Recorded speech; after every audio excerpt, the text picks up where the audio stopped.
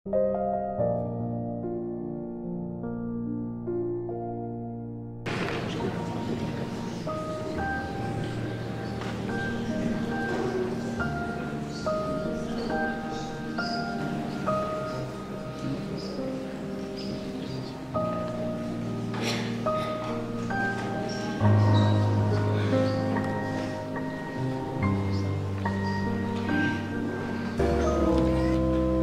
dank u van harte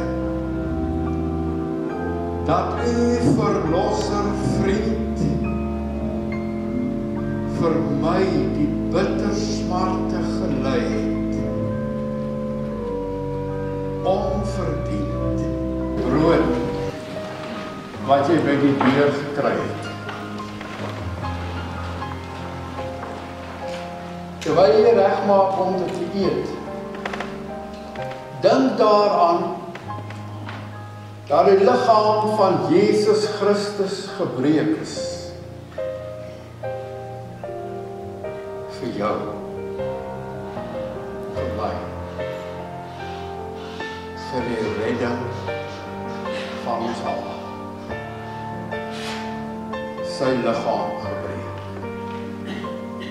Eet dit, dink daaraan en glo dit.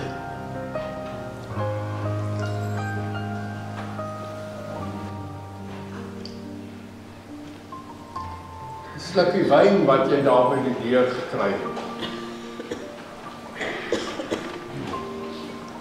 Dit help ons om te dink daaraan dat die bloed van Jesus Christus gevloei het